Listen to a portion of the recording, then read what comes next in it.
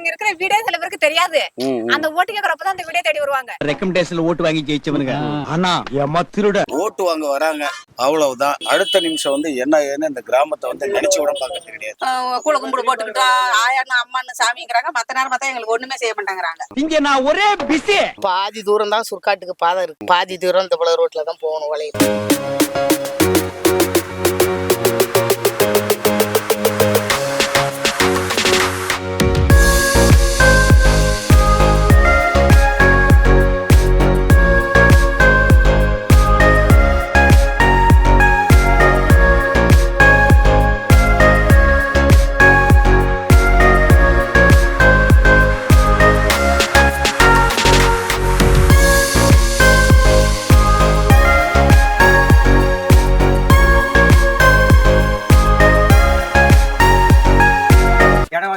நாங்க 10 வருஷமா கட்டு பாக்குறோம்.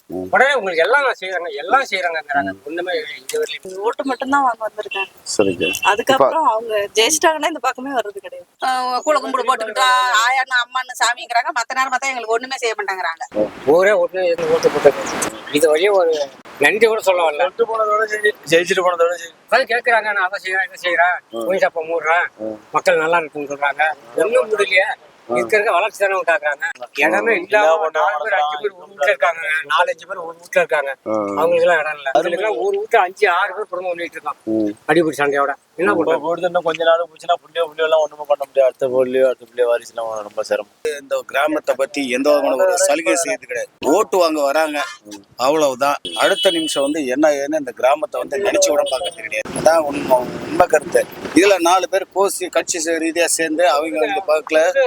அவங்க பிழைக்கிற வழியை தான் பாக்குறாங்க. மக்களுடைய ஒரு பொருளாதாரத்தை பத்தியோ ஒரு வேலை வாய்ப்பை பத்தியோ மக்களுடைய பிழைப்பு பத்தியோ என்ன ஏன்னு கண்டுக்கிற வேலை கிடையாது. ஓட்டு வாங்குறவங்க சீக்கிரம் போறோம்னு சொல்றாங்க. ஓட்டு முடிஞ்சுச்சுன்னா திரும்ப எல்லா ஒரு அரசியல்வாதிகளும் வராங்க. உங்க கிராமத்துக்கு என்ன அடிப்படை வசதி செஞ்சு தரேன்னு சொல்லிட்டு ஓட்டு கேட்க வராங்க. பஞ்சாயத்து போர்டா இருந்தாலும் சரி, மற்ற நகராட்சியா இருந்தாலும் சரி, மற்ற MP MLA இருந்தாலும் சரி, இது வரைக்கும் எந்த ஒரு அடிப்படை வசதி. உங்களுக்கு எனக்கு என்னையா பிசினஸ்? அதான் 5 வருஷத்துக்கு ஒருக்கா வருமே. எலெக்ஷன் தான் வரும். கண்டுபிடிச்சாரா? ஆழமான படித்தரைக்கு வழி இல்ல. இந்த ரோட்ல மேற்கு போறது ஆடு மாடு தெரு முட்டை அங்க அருமொழி தோற வரலையும் போய் ஆகணும். அதுல ஏறுறதுக்கு மழை பெஞ்சதுன்னா தலையிலேயே தான் எம்மா ஏற முட்டையா இருந்தாலும் தூக்கிட்டு போய். பாதி தூரம் தான் சுற்காட்டுக்கு பாதை இருக்கு. பாதி தூரம் இந்த போல ரோட்ல தான் போகணும் வளையல. அங்க போய் ஏறுற இடம் ரொம்ப கேவலமா இருக்கு. கரண்ட் எல்லாம் இல்ல, தண்ணியும் இல்ல. இந்த காசு மாத்திரம் தான் அந்த கட்டணம் கட்டி போட்டுருக்காங்க. வேற ஒண்ணும் வசதி கிடையாது. கொள்ளத்துல இருந்து தண்ணி போட்டுட்டாங்க. துறையில போய் கீழே இறங்கி தண்ணி போடுறதுக்கு வழி கிடையாது. இந்த ஆத்து தண்ணியை கொண்டது ஒரு பீலி இப்படி நச்சு வச்சுன்னா போகும். இதுக்கு தாண்டா அருமொழி போய் ஏறுறதுதான் எரு மூட்டை தள்ளியே தான் போகணும்.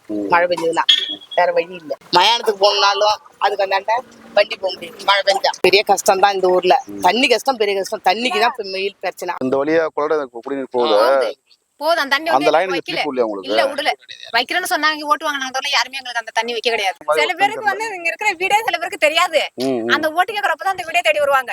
அப்பப்ப தேவைப்பட்டது என்ன வேணுமோ அனைத்து செஞ்சு தருவாங்க. அது செய்ய மாட்டாங்க. திருப்பி அடுத்த வீட்டுல சந்திக்க முடியும். அதுக்கப்புறம் ஓட்டு போட மாட்டாங்க. ஜெயிச்சுட்டானா அவங்க ஏரியா மட்டும் பார்த்துட்டு மத்த பேர்லாம் விட்டுறாங்க. எங்களுக்கு தண்ணி குடி தண்ணி நல்ல தண்ணியா வேணும். குடி தண்ணி சுத்தம் இல்ல, உப்பு தண்ணி தான் நாங்க குடிக்கிறோம்.